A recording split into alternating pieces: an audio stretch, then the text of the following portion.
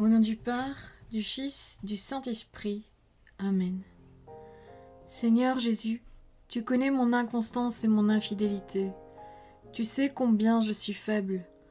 Alors je demande en ton nom que notre Père céleste envoie son Esprit pour que quotidiennement je puisse entreprendre la lecture du catéchisme de l'Église catholique et que mon cœur s'ouvre à la tradition enseignée par ton Église, ma mère. Que je puisse ajuster toutes mes actions et mes œuvres à son enseignement. Mon Jésus, avec confiance j'abandonne la constance et la fidélité de toute la démarche entre tes mains. Que Saint Michel Archange et mon ange gardien protègent et défendent chaque moment quotidien consacré à cette lecture. Maintenant, avec toi et par ta voix, disons: Notre Père, qui es aux cieux, que ton nom soit sanctifié, que ton règne vienne, que ta volonté soit faite sur la terre comme au ciel. Donne-nous aujourd'hui notre pain de ce jour. Pardonne-nous nos offenses comme nous pardonnons aussi à ceux qui nous ont offensés. Et ne nous laisse pas entrer en tentation, mais délivre-nous du mal. Amen. Ensemble, mon Jésus d'amour, saluons notre sainte maman, la Vierge Marie. Entre ses mains, je remets mon cœur, mon âme, ma volonté et ma vie, afin que par ses soins règne en moi la volonté du Père, et qu'en ses mains mes œuvres soient gardées, transformées, en parfaite offrande rayonnante de la lumière de Dieu, pour sa gloire, le salut des âmes et la consolation des âmes du purgatoire. Je te salue Marie, comblée de grâce.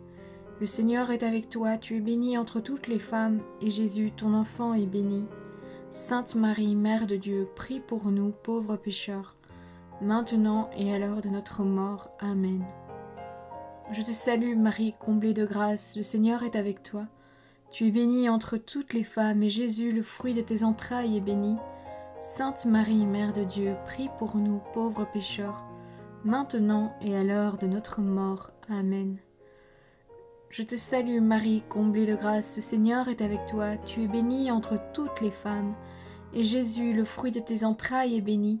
Sainte Marie, Mère de Dieu, prie pour nous pauvres pécheurs, maintenant et à l'heure de notre mort. Amen.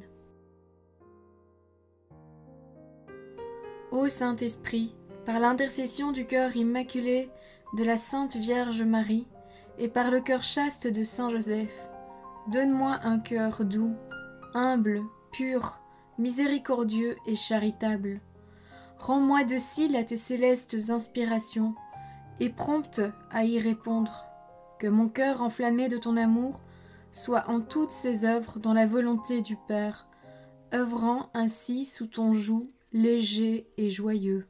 Père céleste, je fais ces demandes par les mérites, les œuvres et les souffrances de Jésus-Christ, ton Fils bien-aimé.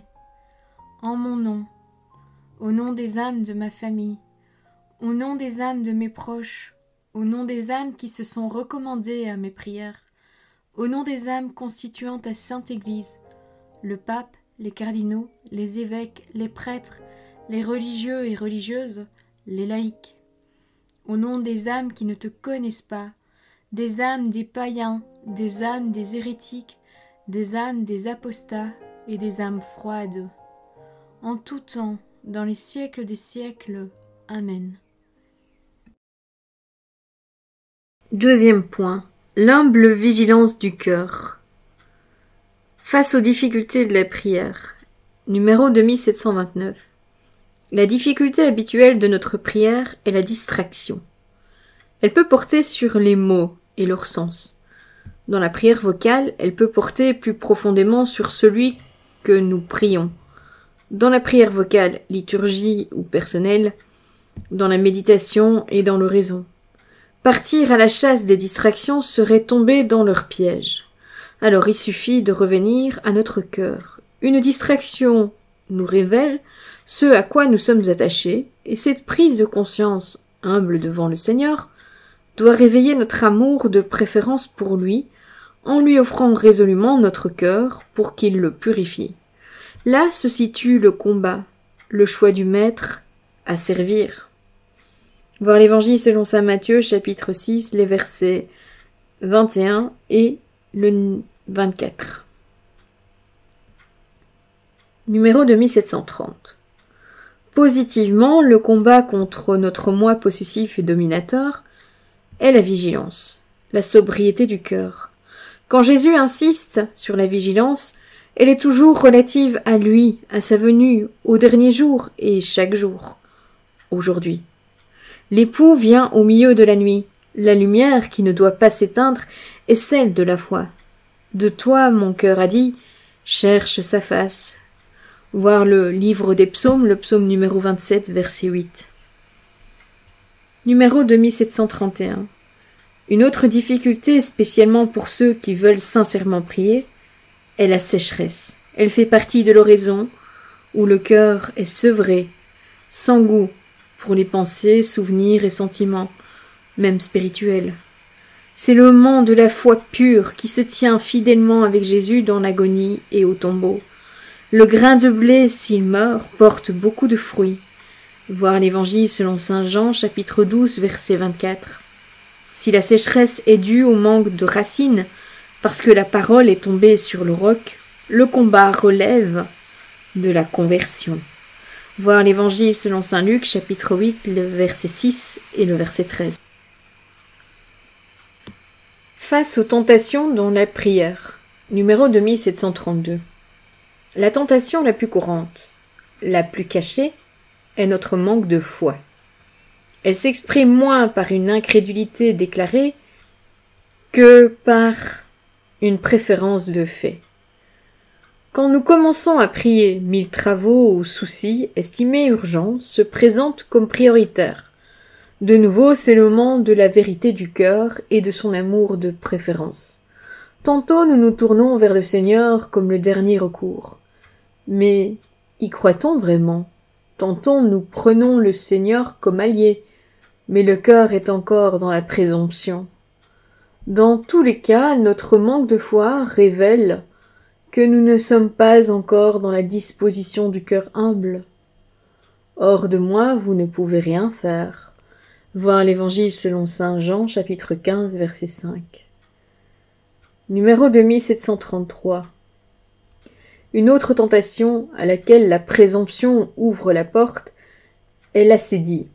Les pères spirituels entendent par là une forme de dépression due au relâchement de l'ascèse, à la baisse de la vigilance, à la négligence du cœur. L'esprit est ardent, mais la chair est faible. Voir l'Évangile selon saint Matthieu, chapitre 26, verset 41. Plus on tombe de haut, plus on se fait mal. Le découragement douloureux est l'envers de la présomption. Qui est humble ne s'étonne pas de sa misère, elle le porte à plus de confiance, à tenir ferme dans la constance. Troisième point, la confiance filiale. Numéro 2734. La confiance filiale est éprouvée, elle se prouve dans la tribulation. Voilà la lettre aux Romains, chapitre 5, les versets 3 à 5. La difficulté principale concerne la prière de demande, pour soi ou pour les autres dans l'intercession.